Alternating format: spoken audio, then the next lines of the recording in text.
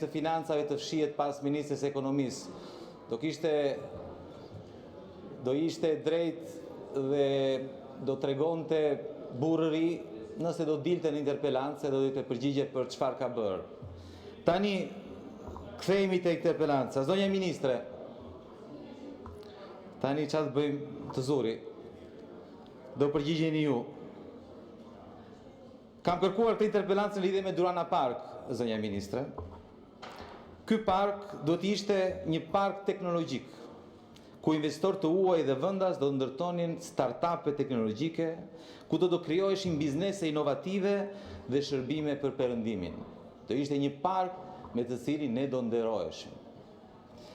Dhe ju premtuat qytetarëve shqiptar që për këtë qëllim duhet të premtojmë investitorëve të huaj dhe vendas që ata nuk do paguajnë taksa, do paguajnë zero taksa, sepse kjo është mënyra e vetme që ata të zgjedhin të venë dhe të investojnë në Durana Park. S'mund t'ju kërkojmë investorëve të huaj, thatë ju 23% taksa, sepse ndryshe nuk vinë. Që thatë shqiptarëve, ju shqiptarë do vazhdoni të paguani taksat, këta nuk do i paguajnë taksat, dhe kjo është e vetmja mënyrë që ata të vinë të investojnë. Tani, po çfarë ndodhi, zonja ministre? Ky ishte projekti që ju reklamuat, duke si Silicon Valley. Ky ishte projekti në Durana Park. Ky është realiteti, zonja ministre. Fush me lop. Ky është realiteti. Tani, në fakt, zonja ministre, ju nuk u dorëzuat. Thatë, nuk e bëm dot këtë, fizikisht, por mund ta bëjmë virtualisht. Dhe vendosët, morët edhe kolegen tuaj,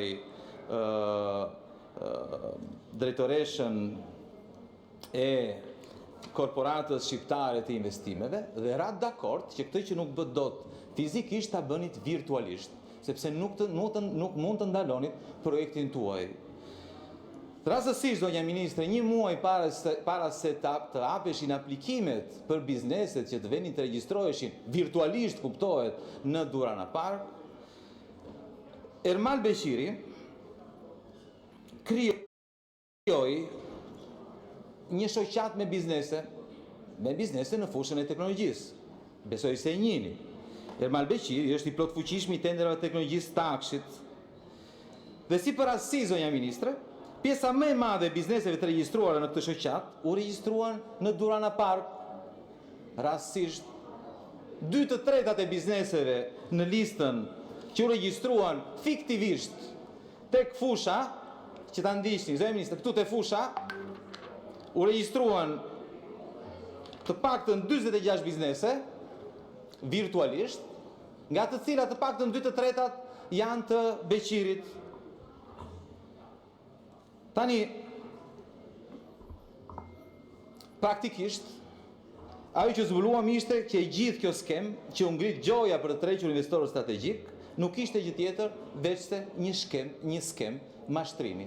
Një skem mashtrimi që t'jepte mundësinë Ermal Beqirit, Ergjys Agasit dhe Edlira Kërçanajt, që përveç se të merrte ato lekët nga arkat e shtetit nëpërmjet tenderave të Akshit, të kishte edhe mundësinë mos paguante asnjë taks. Zero taksa. Kjo ishte e gjithë skema. Tani, ajo që unë dua të di nga ju, zonja ministre, është sa kompani janë regjistruar në Durana Park? E para. Sa janë kompanitë e lidhura me personat në arati dhe të akuzuar si pjesë e grupit struktural kriminal si Ermal Beqiri, Ergjys Agasi dhe Mirlinda Kërçanaj? Sa kanë përfituar këto kompani nga favorizimi me zero taksa, zero TVSH, zero tatim fitimi dhe zero tatim mbi pagat? Nëse i keni identifikuar kompanitë e Beqirit, Agasit dhe Kërçanajt, a janë përjashtuar këto kompani nga ky projekt? Faleminderit, zonja ministre. Në mbështetje të nenit 96.5 rregullores, zonja Ibrahima, keni fjalën. Mund të jepi shpjegimet tuaja në lidhje me objektin për cilin është kërkuar interpelanca 20 minuta.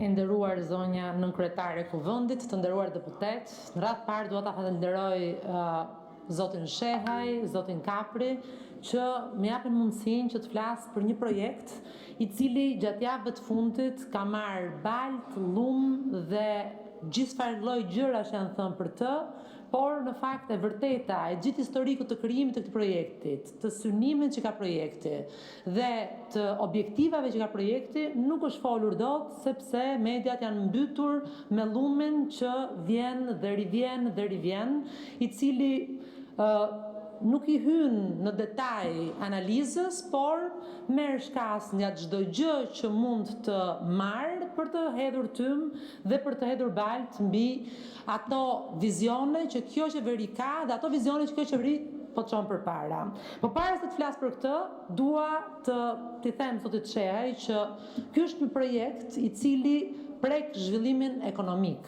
Është një projekt i cili është në fushën e përgjegjësisë së Ministrisë së Ekonomisë dhe Inovacionit dhe kjo është arsyeja pse interpelancën po e bëj unë dhe nuk e bën Ministri i Financave, i cili ka detyrë kushtetuese politikën fiskale.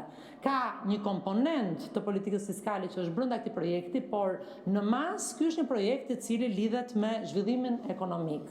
Megjithatë ju bët 5 vjet gati deputet, tashmë këto gjëra duhet të kishit të qarta, nuk janë të qarta, mundesh që të ndaloja këtu për ta shpjeguar se kush janë fushat e përgjegjësisë së secilit prej ministrave dhe kjo është arsyeja pse jam caktuar unë dhe jo Ministri i Financave për ta bërë këtë interpelancë. Tani, më lejoni që t'ju shpjegoj se çfarë është Durana, se si ka lindur Durana, se çfarë janë parqe teknologjike.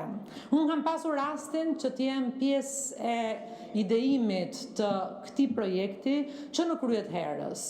Projekti i zhvillimit të parqeve teknologjike është një projekt i cili është miratuar me ligj në vitin 2022, specifikisht me ligjin 58.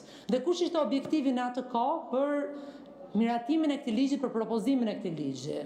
Ishte shumë e qartë që të krijonim një zonë të lirë ekonomike, si çdo zonë tjetër e lirë ekonomike në Shqipëri dhe jashtë Shqipërisë, me qëllim tërheqjen e investimeve të huaja, zhvillimin e investimeve vendase, tërheqjen e investimeve të cilat sjellin punë të kualifikuar për ata që vinë të investojnë në Shqipëri, për ata që vendosen të jetojnë në Shqipëri, por edhe për shqiptarët që kanë ato kualifikime në fushën e teknologjisë dhe të inovacionit dhe të informacionit. Kjo është një mundësi, ligji i hapi rrugën krijimit të parqeve si një mundësi për të pasur më shumë punë të mirëpaguara, si një mundësi e cila mund të nxiste ekosistemin e inovacionit, si një mundësi e cila nxit zhvillimin ekonomik, sepse jemi të gjithë të qartë dhe flasim këtu gjithë ditën e gjithë natën për ndryshimin e modelit ekonomik, për një model ekonomik i cili duhet të nxjisë produktivitetin dhe produktiviteti në kohët ku jetojmë nxitet vetëm me inovacion, me modernizim, me automatizim, me teknologji të reja të cilat duhet të vinë dhe duhet të nxisim që të krijohen nëpërmjet pikërisht ligjeve të tilla. Dhe kjo ka qenë arsyeja dhe motivi pse ne paraqitëm në vitin 2022 në këtë kuvend, ju keni qenë deputet dhe miratuam projekt ligjin për krijimin dhe organizimin dhe funksionimin e parqeve teknologjike dhe shkencore. Tani, baza ligjore, bas miratimit të ligjit, u miratuan disa VKM me qëllim për mbylljen e bazës ligjore dhe baza ligjore është e qartë dhe e saktë. Me një parim bazë. Parimi bazë është në park teknologjik nuk mund të regjistrohen biznese apo entitete të cilat funksionojnë në territorin e Shqipërisë. Pra, duhet të regjistrohen entitete të cilat janë të reja, të cilat sjellin një zhvillim të ri, të cilat sjellin punësim për gjithë arsyet që unë sapo shpjegova.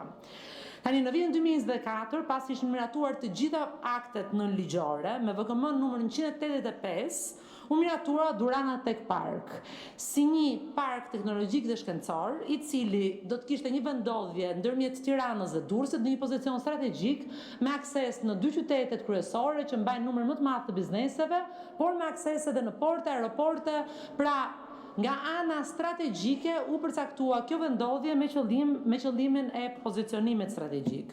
Një entitet 100% publik ishte Parku Durana, i cili ishte, siç thash, i pari që ndodh në Shqipëri, por jo në rajon. Në vendet të tjera të rajonit kanë parqe teknologjike, kanë zhvilluar infrastruktura të tilla me qëllim nxitjen e inovacionit. Qeveria i la detyrë entit zhvillues, në këtë rast AIC-ja, që të hartonte një plan zhvillimi dhe ku kapaciteti financiar dhe teknik të evidentohen në mënyrën se si parku menaxhohet dhe monitorohet.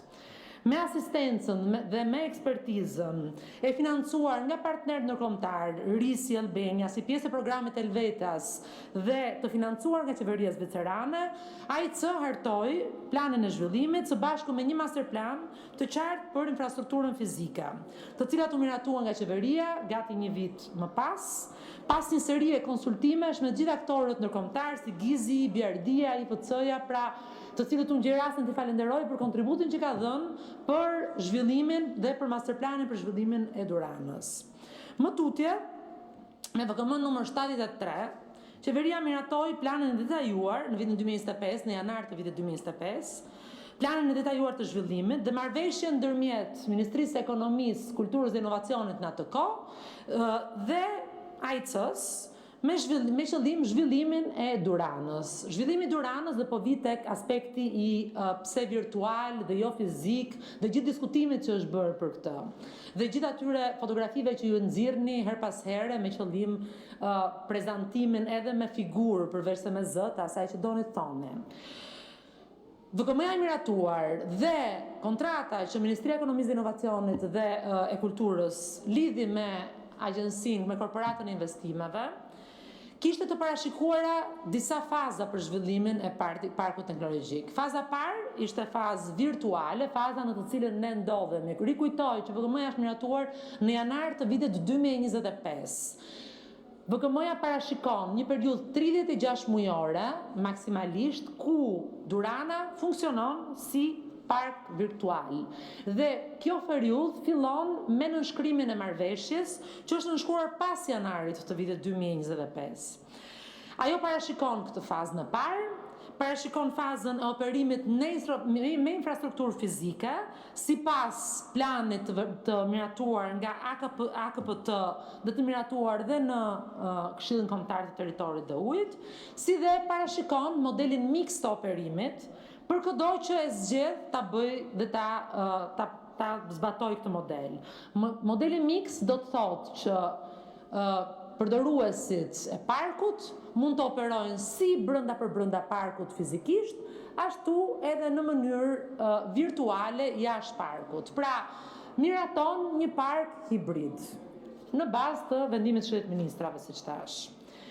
Tani modeli institucional që është përcaktuar me të njëjtën qartësi për zhvillimin e Duranës është Albanian Investment Corporation, 100% shoqëri publike, ushtron rolin e zhvilluesit, ndërsa Durana Tech Park, e krijuar nga AIC-ja, ushtron rolin e menaxhuesit dhe administron funksionimin e përditshëm, shërbimet e rezidentëve, zhvillimin e ekosistemit.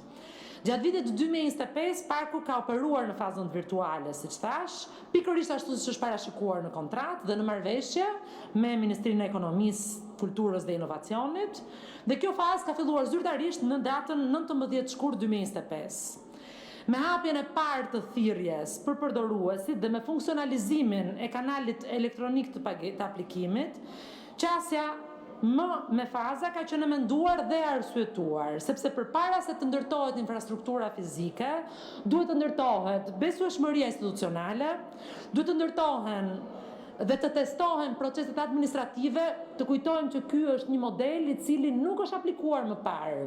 Pra, duhet të testohet modeli administrativ, duhet verifikohet realisht interesi i tregut për të operuar në këtë park, qoftë nga ndërkombëtarët, qoftë nga subjektet shqiptare, dhe duhet krijohet një komunitet profesional që do ta mbush parkun me përmbajtje ekonomike. Ky është një parim i thjeshtë dhe shumë i rëndësishëm, që ne të mos ndërtojmë vetëm struktura dhe idera, por të ndërtojmë disa modele që funksionojnë dhe mbi të gjitha të mos shpenzojmë para publike për ndërtime infrastrukturore, nëse ky model nuk funksionon. Të testojmë modelin, të ngrëmë formën organizative, ta fuqizojmë modelin dhe më pas të shpenzojmë para publike me qëllim operimin në infrastrukturë fizike, dhe kjo është gjithë logjika e pse është menduar që Durana të ndërtohet me faza. Në Shqipëri, si në gjithë botën, në vitet e fundit është rritur numri nomadëve digjital, të cilët kanë mundësuar të rinjt shqiptar nga Korça, nga Vlora, nga Shkodra, nga Gjirokastra, nga Tirana, të punojnë nga shtëpitë e tyre dhe në fakt të punojnë për kompanira që nuk ndodhen në qytetet e tyre, por ndodhen në Shqipëri apo jashtë Shqipërisë, dhe ka më mijëra shqiptarë të rinj, të edukuar, të cilët funksionojnë kështu, të cilët paguhen me paga ndërkombëtare dhe punojnë nga shtëpitë e tyre. Koncepti nomadëve digital, dhe pikërisht janë nomadët digital që frymëzojnë përdorimin dhe vënien në jetë të parqeve virtuale. Nga ana tjetër, parku virtual nuk është një shpikje shqiptare, është një model i cili mund t'ju jap rastin e Moldavisë, i cili është 100% virtual dhe është një instrument i cili ka sjellë në Moldavi investimet tuaja direkte, inovacione, pra nuk jemi ne të vetmit në botë që aplikokemi këtë model. Në ndërkohë që gjithmonë më tepër shoqatat e parqeve teknologjike dhe të inovacionit dhe shoqata ndërkombëtare parqeve teknologjike dhe të shkencore dhe të inovacionit përmend rastet e parqeve virtuale si raste të cilat janë i përshtaten kohës, i përshtaten kësaj metode pune në distancë dhe virtuale. Koha nuk më lejon që t'ju lejoj gjithë citimet e organizatës ndërkombëtare ku dhe Durana bën pjesë, ku bën pjesë 250 parqe europiane dhe mbi 300 parqe botërore nga 72 vende të botës, por sigurisht që mund të diskutojmë dhe në momente të tjera. Kthehemi tek kërkesa juaj për informacion. Janë 80 rezidentë sot, ku 57 prej tyre kanë kontrata të finalizuara dhe janë rezident, dhe pjesa tjetër është në proces të avancuar. Pra, i është miratuar rezidenca dhe janë duke kryer proceset e regjistrimit dhe të licencimit me qëllim që të fillojnë të operojnë në Durana. Ndërkohë nga këto, 52 subjekte janë subjekte me kapital të huaj dhe 48 janë subjekte me kapital shqiptar. Dhe kjo është një përbërje domethënëse, sepse tregon njëkohësisht interesin ndërkombëtar dhe zhvillimin e sipërmarrjes vendase që kanë qenë që në krye të herës synime të qeverisë shqiptare kur ka propozuar projekt ligjin. Tani dua që të ndaloj pak tek tymnaja e krijuar për parajsën fiskale, për evazionet, për gjithçka është folur në media nga ju, po edhe nga shumë të tjerë që janë prezent në këtë sallë. Parajsa fiskale, për ju dhe për qytetarët, ka disa komponentë. Komponentët janë kryesisht 4. Çfarë konsiderohet një parajsë fiskale?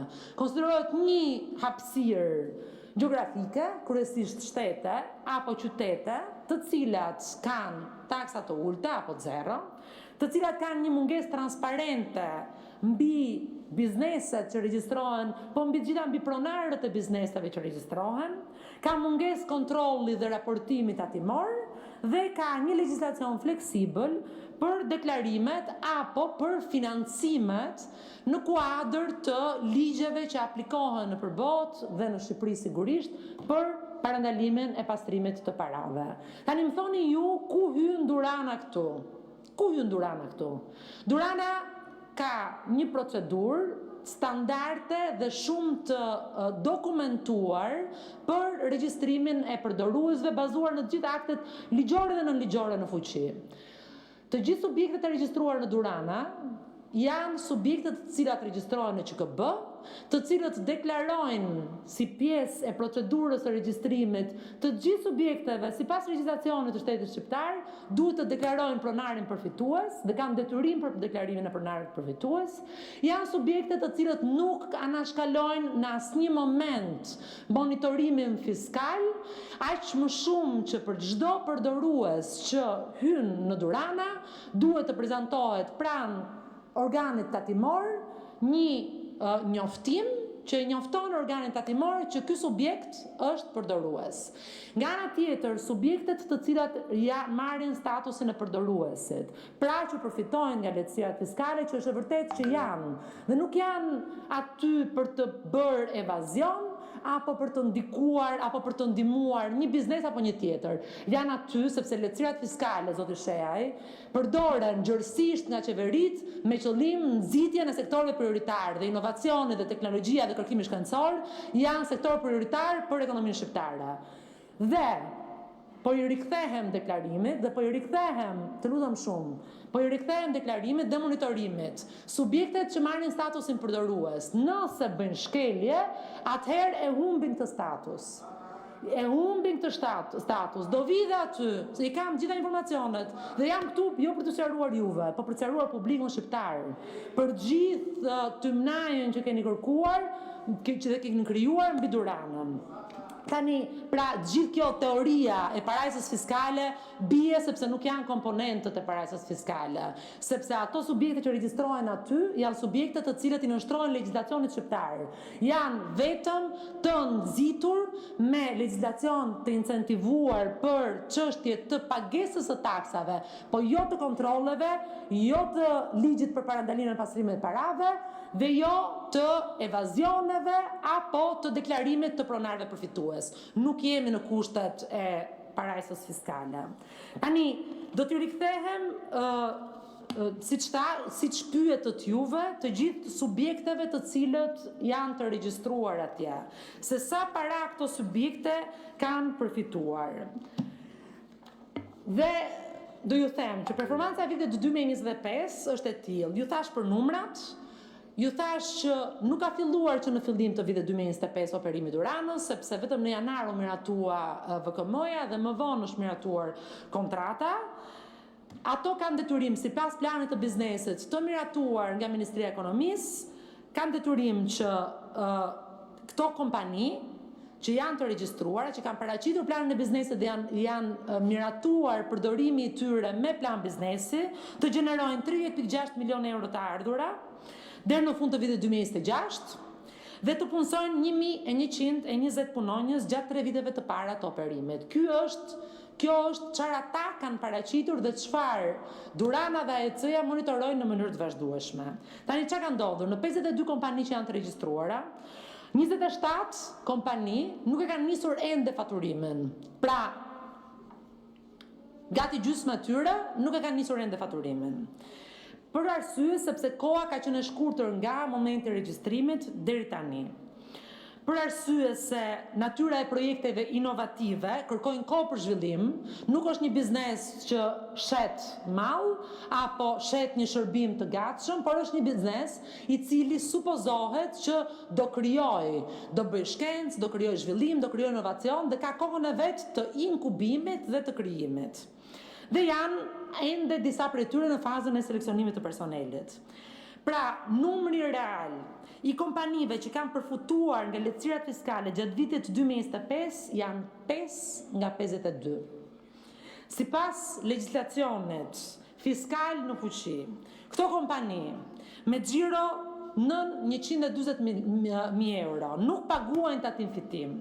Dhe në gjithë territorin e Shqipërisë, jo vetëm në Durana. Pra, janë kompani të cilat për momentin janë me këtë qarkullim, pra nuk do kishin paguar tatim fitim edhe sikur të ishin regjistruar jashtë Duranës. Sa për të sqaruar publikun, sepse juve jam e qartë, duke qenë se vini nga bota e biznesit që rregullat fiskale i dini. Kompani të cilat janë regjistruar në Durana dhe kanë qarkullim mbi vlerën 140.000 euro janë 5, siç thash. Pra, përfitimi real fiskal është i kufizuar vetëm tek 5 kompani, nga të cilat 3 janë shqiptare dhe 2 janë të huaja. Sipas legjislacionit fiskal në fuqi, jashtë Duranës, në vitin 2025, këto 5 kompani, nëse do të operonin jashtë parkut, do të paguanin 37.616 euro për vitin 2025.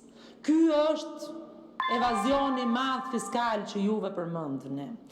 Ndërkohë që duke operuar brenda Duranës, këto kompani kanë paguar 59.938 euro ndaj parkut të aplikuara mbi qarkullimin e tyre vjetor sipas rregullave të Duranës, pasi ka të parashikuara që një pjesë e qarkullimit kalon si kontribut. Pra, në këtë rast, duke qenë se po flasim për Duranën që është një entitet 100% publik, në këtë rast shteti ka fituar dhe jo ka humbur. Konkluzioni, zoti Shehaj, është që flisni gjatë për evazione, për parajsa, për shkelje të rregullave, për incentiva të dhëna për subjekte të veçanta, të menduara ligjet madje për subjekte të veçanta, ndërkohë që e vërteta është që këtu shteti po fiton, këtu shteti ka ndërtuar një strukturë e cila funksionon dhe nëpër vende të tjera të botës, dhe nëpër vende të tjera të Europës, dhe këtu shteti në të vërtetë ka fituar. Ndaj, do t'ju lutesha që kur të flisni, kur të bëni replikën tuaj, ti keni dëgjuar ato që unë sapo thash dhe të argumentojmë mbi fakte reale dhe mbi ato objektiva reale që qeveria ka pasur që në kryet herës. Faleminderit. Faleminderit zota Ibrahimaj. Zoti Shehaj, në mbështetjet nenit 96.5 rregullores, mund të shpreheni lidhur me përgjigjen e ministres 15 minuta. Faleminderit, zonja ministre. Në fakt, është impresionuese, zonja ministre, se si ju mbroni korrupsionin me një buzëqeshje, është vërtet e habitshme, dhe në fakt u treguat e sinqert. Po ajo që nuk kuptohet, zonja ministre, nga përgjigjja juaj është, ju nga një anë thoni e mburni projektin si diçka shumë të mirë, që do sjellë zhvillim, që do punsoj njerëz, do sjellë bizneset tuaja, dhe nga ana tjetër minimizoni efektet, thoni, po fundit janë pak para ato, nuk është se kanë marrë shumë përfitime. Po ju, zonja ministre, do të jeni pak koherente. Ose jeni krenare për të projekt, ose keni frikë se mos del në publik që përfituesit kanë përfituar miliona euro. Ndajeni mendjen. Si është e vërteta? Tani, që në fillim thatë që e keni ideuar ju këtë projekt.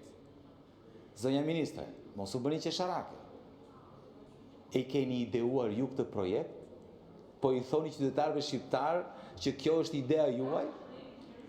Jo, thatë, është regjistruar. E keni ideuar ju, zonja ministre. Ju nuk keni ideuar asgjë, më vjen keq u a them. Dhe ju nuk keni vendosur asnjë gjë. Ky është një projekt i grupit të strukturuar kriminal Beqiraj, Agasi, Kërçanaj. Kush ju pyet juve, zonja ministre? Ju plotsoni letrat. Kjo është e qartë për të gjithë. Ju plotsoni letrat dhe vjen keq t'ua them, ju mbani përgjegjësi. Ky është një projekt totalisht në shërbim të bandës kriminale, zonja ministre. Totalisht. Dhe problemi është që tani ju kapën. Ju kapën. Sepse ju mendoni që mund të bëni çfarë donit. Kishit pushtet absolut. Drejtësia nuk kishte për t'ju prekur. Kjo është arsyeja, zonja ministre. Pse tani nuk dini më nga t'ja mbani. Dhe vini këtu o bobo, prit, shikojmë. Ore, sa veta kanë përfituar? E di si është kjo puna? Si puna atyre tenderave që bëni, dhe kur u kapin, veni me një shkoni letra, sa kanë marë. Për një prej tyre ishi miliona euro, o Sheja nëse zgaboj para shumë vitesh, kishte marrë 1,5 milion euro në gjë e tillë për një projekt, ishte ajo kompania e famshme D Albania. I rikthyet ato para, ju kujtohet apo jo? I rikthyen parat. Shpejt se na kapën. Është e njëjta gjë. Ju nuk dini më nga t'ja mbani. Kjo është e vërteta, zonja ministre. Problemi është në fakt që ju nuk i shmangni dot përgjegjësinë, zonja ministre. Nuk keni çfarë të bëni. Nuk e di nëse ju kanë thirrur në SPAK apo jo për Durana Park, por është e sigurt që do ju thrasin. Nuk ka asnjë dyshim. Do ju thrasin. Sepse ashtu siç e di dhe dini shumë mirë ju, edhe pranua tani, ka një gjë tjetër që ju nuk thatë. Sa pajisje janë importuar në Shqipëri, zonja ministre, nga këto kompanit që duhet të veni në Durana Park? Sa? Sa prej tyre kanë shmangur pagesën e TVSH-s? Dhe kjo ishte arsyeja pse unë e bëra interpelancën me Ministrin e Financave. Po Ministri i Financave o kaloi topin juve, tha se juve prandaj ju kanë marrë aty, për të punë u kanë marrë. Për të dhënë përgjegjësinë, jo vendimarrjen, përgjegjësinë. Dakor?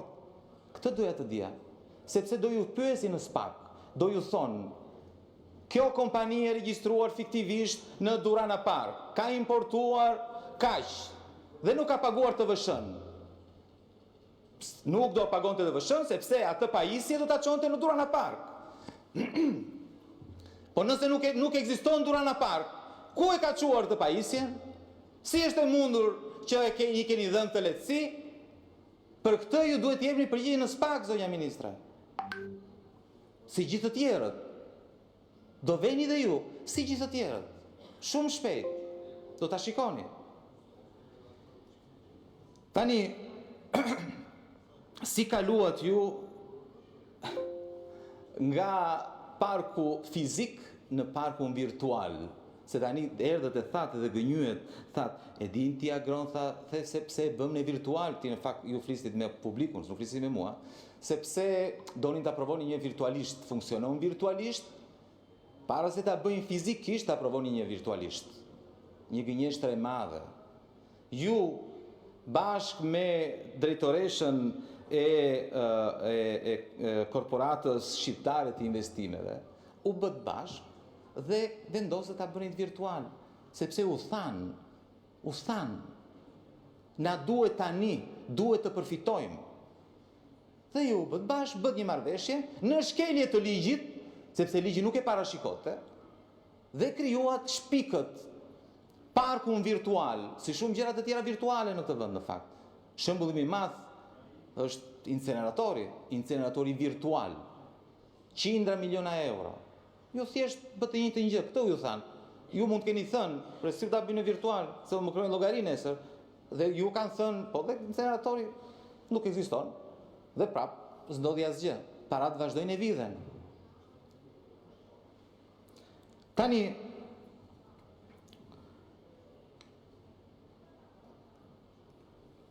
e vërteta është në fakt, zonja ministre, që unë po u bie në qafë kot. Po ju bie në qafë kot juve, i bie në qafë kot Elira Kokonës, Mirlinda Kërçanajt, sepse në fund të fundit ishin zonja të nderuara para se të përdoreshin nga Edi Rama, që Edi Rama të pasuroj, të konsolidon të pushtetin, të pasuron të miqtë e vetë. Ju nuk keni asnjë përgjegjësi. Ju thjesht keni bërë letrat. Shumë e thjesht. Thjesht keni bërë letrat. Keni bërë letrat, jeni vënë në shërbim të një kryeministri të korruptuar, të një qeverie të korruptuar. Kjo është e vërteta. Kjo është e vërteta, zonja ministre. Dhe për këtë ju duhet të jepni llogari. Ju arritët deri aty, në fakt, ose u detyruan, deri aty sa krimin e futët në një fush ku në përgjithësi krimi s'para ynë. Sepse s'ka njohuri. Dhe tani jeni në një ngërç shumë të madh. Sepse pardje vetë kryeministri doli dhe tha: është e pa imagjinueshme që të fikim i Albania. Në fakt, është e vërtet. S'mund të fiket i Albania. Por nga ana tjetër kemi një problem shumë të madh, që i Albania vazhdon të jetë në duart e një grupi të strukturuar kriminal. Të gjitha të dhënat tona janë në duart e një grupi të strukturuar kriminal. Të gjitha. Ky është problemi. Janë të dhënat e shqiptarëve, çdo lloj të dhëne, edhe tuajat, edhe të familjarëve tuaj, të miqve tuaj. Të gjitha janë të gjitha të dhënat janë në duart e këtyre. Në duart e grupit të strukturuar kriminal. Ky grup i strukturuar kriminal di gjithë shka mbi pronat tuaja, mbi shëndetin tuaj, mbi shëndetin e fëmijëve tuaj, mbi arsimin tuaj, janë gjitha. Mbi transportin, sa herë keni hyrë, keni dalë nga Shqipëria, shërbime doganore, gjitha, punat, gjitha. Kjo duhet na shqetësoj të gjithëve, jo vetëm ne. Edhe tuaja, të gjitha, nuk shpëton asnjë. Dhe kameramani këtu, edhe tuaj. I ka grupi strukturuar kriminal. Çdo vizitë që ke bërë ti, çdo analizë që ka bërë zotëria këtu, fëmijët e ti, nuk e dini se është i martuar, janë në duart e një grupi të strukturuar kriminal. Kjo është shmënduria dhe vazhdon të jenë dhe nuk kanë si të shkëputen, sepse i Albania nuk mund të fiket. Nuk mund të fiket. Ky është problemi. Jemi peng, i Albania dhe ju jeni peng të një grupi të strukturuar kriminal. Tani, pa ajo që është e pabesueshme në fakt, është jo vetëm ju jeni peng e grupit të strukturuar kriminal. Jo vetëm gjithë shqiptarët janë peng e një grupi të strukturuar kriminal se kanë gjitha të dhëna, por dije avokati Agasit tha pa gjë të keqe, po sikur tha Agasi të ketë patur kontakte, të ketë kapur në një prokuror të spakut. Cili ishte i mesazhi që dha avokati Agasi? Mos vallë mesazhi ishte që ne majmë peng edhe spakun? Ky ishte mesazhi? E kuptoni se çfarë po ndodh në këtë vend. Peng të një grupi të strukturuar kriminal. Të gjithë. Ky është problemi. Dhe kjo nuk i bën përshtypje askujt.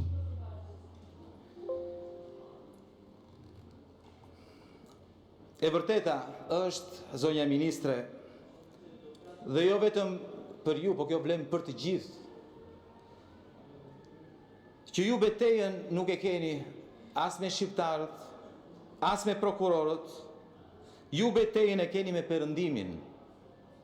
E gjithë qeveria, i gjithë grupi kriminal që punon me ju dhe që u ka marrë peng, luftën e ka me perëndimin. Dhe kërkoni të mësoni pak nga e kaluara. Askush nuk ka dal i fituar në betejën me perëndimin. Mos e harroni. Askush nuk ka fituar kundër perëndimit. Nuk fitohet kundër perëndimit. Sa më shumë mundoheni, aq më shumë do zhyteni. Shikoni se ç'a ndodhi me Veliajn. Shikoni se çfarë ndodhi me Belinda Ballukun. Keq e më keq. Do përfundoni keq e më keq në luftën me perëndimin. Dhe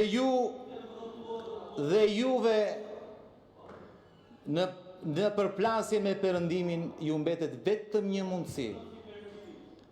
Të riquni, dorëzohuni, se sa më shumë ta luftoni perëndimin, aq më keq do përfundoni. Faleminderit. Zonja Ibrahimar, nëse kërkoni të shpreheni përsëri në mbështetje të Nenit 96.5 rregullores. Okej.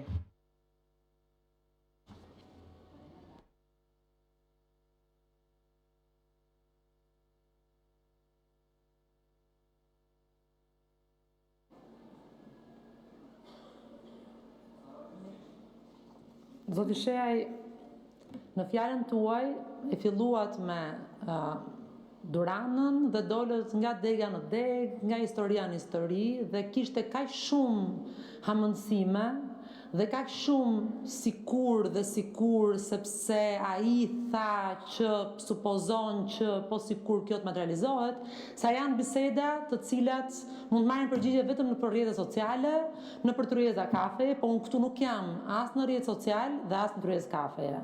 Unë këtu jam në Kuvendin e Shqipërisë dhe me përgjegjësinë më të madhe raportova për çka ligji, aktet nënligjore dhe faktet janë.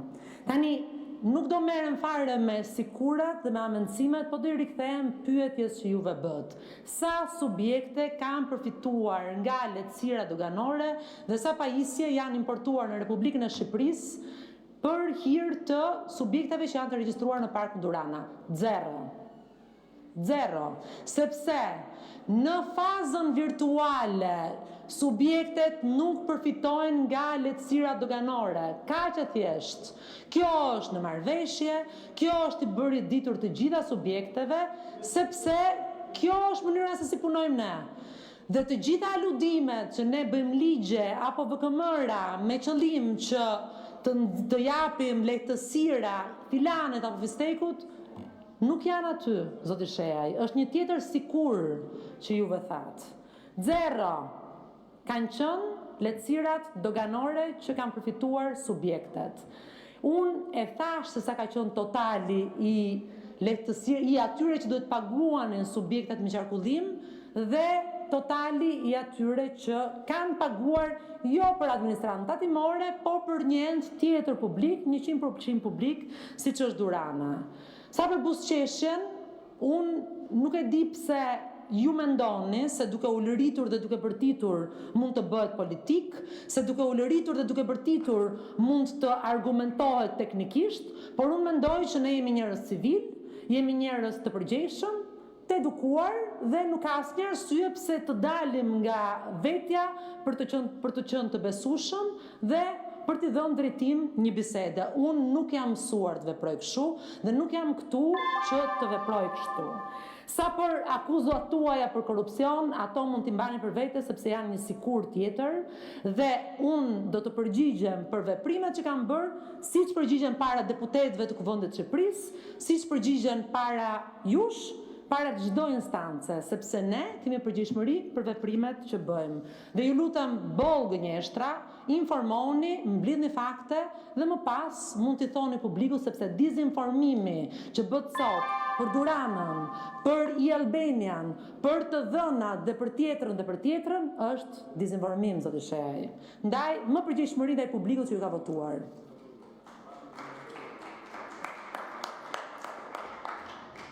Keni fjalën dhe 3 minuta, zoti Shehaj. Zonja kryetare, tani në një nga pyetjet që ju qëllimisht shmangët, kishte një pyetje, zonja ministre. Nga këto kompanit që janë regjistruar në Durana Park, sa prej tyre janë të lidhura me antarët e grupit të strukturuar kriminal Beqiraj, Agasi, Kërçanaj? Pyetja e parë. Dhe pyetja e dytë, lutem, jo, një sekond, prokuroria bën punën e vet. Dhe pyetja e dytë, riti, qepeti, mos ashtu. Atëherë, zonja ministre, dhe sa kanë përfituar, por ju e shmangët të pyetjen. E shmangët, dhe kur flisja për buzëqeshjen tuaj, pikërisht për të po flisja, se të vishte të mbrosh me buzëqeshje, vjedhjet e një grupi të strukturuar kriminal, të vish në shërbim të tyre, dhe të vish këtu, dhe t'i mbrosh ata, ndërkohë që kanë vjedh paratë të qytetarëve shqiptar, për mendimin tim është e papranueshme, për juve mund të jetë normale. Për juve mund të jetë mëse normale, s'ka asgjë të keqe, thoni ju. Ne vjedhim aptas, dhe ju këtë po bëni. Kjo është një skem mashtrimi, nuk ka asnjë dyshim mbi këtë gjë. Nuk ka asnjë dyshim. Asnjë. Këtë e keni ndërtuar për veten tuaj. Dhe do të zbuluar, dhe si keni kurajë vini dhe thoni pastaj që jo po se ja vetëm 5.000 euro, 10.000 euro, 100.000 euro. Ka për zbuluar. E kthyet në virtual, se doni të përfitoni sa më shpejt. Nuk pyesni të fare, tani o burra, si ta minimizojmë sa më shumë. Grup i strukturuar kriminal. Sa janë kompanitë e Agazit aty? Sa janë kompanitë e Beqiraj aty? Sa janë? Numrin. Sa kanë përfituar? Janë arati sot i flasin. I keni përjashtuar apo jo nga ajo listë? Këtë duam të dim. Hajde na i thuaj me buzëqeshje aty. Zoja Ibrahimaj. Po më bëri pyetje, ti kthej përgjigje. Unë përsëri ju them që nëse bërtisni zoti Shehaj, nuk jeni më i besueshëm. Unë nuk jam as prokurore, as hetuese. Unë jam ministre e qeverisë shqiptare. Të lutem, të dhënat, po të lutem tani, të dëgjova me vëmendje së ndërpreva, të dëgjova me shumë vëmendje. Tani, nëse do, hajde, diskutojmë. Nëse duam të bërtasim, unë nuk jam, të lutem shumë tani, unë nuk jam këtu që të bërtas, unë jam këtu të sqaroj publikun dhe juve, nëse doni dëgjoni, po ju nuk doni të dëgjoni. dash dhe një herë, unë nuk jam prokurore që të ndjek nga mbrapa asnjë person në hetim. Kjo është detyrë e prokurorisë, është detyrë e drejtësisë, nuk është detyrë e ministrit. Të lutem dhe një herë, unë sqarova se sa subjekte kam përfituar, ishin 5. Dhe po ju them, pa hyrë në detaje, sepse ka dhe ligje. Kishin kohën tuaj për të folur. Po ju them, po dëgjojeni përgjigjen se çdo të thotë kjo. Mos respektoni as kaq, folët nuk ndryrë asnjë kur folët ju. Po ju them, ka ju lutem. Zoti Shehaj, po ju them që unë mund të flas në përgjithësi dhe jo në veçanti, sepse Shqipëria ka ca ligje dhe konfidencialiteti mbrohet nga ligjet që ka miratuar ky parlament. Ndaj po ju them që në të rësi, më lejoni të mbaroj, në të rësi subjektet e emrave të cilat janë kanë aksioner, personat janë në hetim, ka pasur 0 qarkullim, do të thot 0 përfitim. Kështu që ju lutem, para se të hidhni balë mbi veprimet e mia, mbi veprimet e qeverisë, mbi veprimet e enteve publike, informoni dhe mos dizinformoni publikun. Zoti Malej ka kërkuar fjalën? Agron, më dëgjoj çik me kujdes tu tani, se meqense u drejtove dhe the që kam kërkuar një interpelancë. Unë fakt mezi po e pres interpelancën me ty. Mezi po e pres sepse dua të flas se këtu është fundi i botës, të flasësh ti për drejtësinë. Një person që është dënuar nga gjykata si hajdut të dhënash. Kjo është fundi i botës. Je i dënuar si hajdut të dhënash. Një person i cili është i dënuar si shpifës. Pra, edhe hajdut, edhe shpifës. Edhe hajdut, edhe shpifës. Dhe dikush është më e bukur se si thon, do me thon, vesi del me shpirtin. Ke dhe një kallëzim tjetër tani, që përsëri akuzohesh si hajdut të dhënash. Agron, je i akuzuar si hajdut. Ka kallëzim penal për ty dhe për kompanit që ke krijuar si skema të parajsës fiskale. Janë kompanitë tua, Agron. I ka në kallëzim penal, do t'i shohësh shumë shpejt. Dhe e di ai, të çon të fala Monzani. Të çon të fala Monzani. Agron. E di shumë mirë ti, Agron, se kush është ai. Tani, për sa i përket të TVSH-s, Agron, se je dhe biznesmen dhe duhet ta kuptosh dhe besoj e di këtë gjë, po me sa kuptoj akoma nuk e arrin të kuptosh se kush është dhe si funksionon TVSH-ja. Agron, çdo para që paguhet nga subjektet në dogan është TVSH e kreditueshme, nuk është kosto. Më kupton, Agron?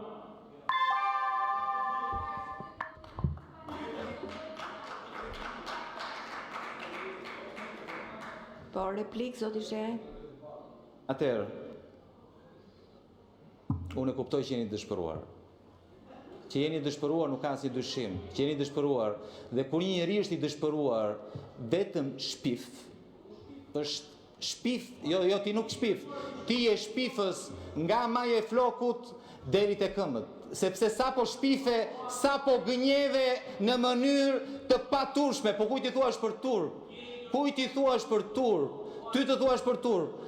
I ke falur 100 milion euro gjop. Ke falur 100 milion euro. Qa u bë me ato parat? I mblodhe ato parat apo i ndave? Si ndave me banker? Si ndave? I ndave po i ndani, si po e bën? Si po bëhet? Për këtë du t'ja për llogari. Por si do qoftë, dëgjoj. Unë nuk do merrem me shpifjet, unë e di që ju jeni këtu për të mirë, dakor.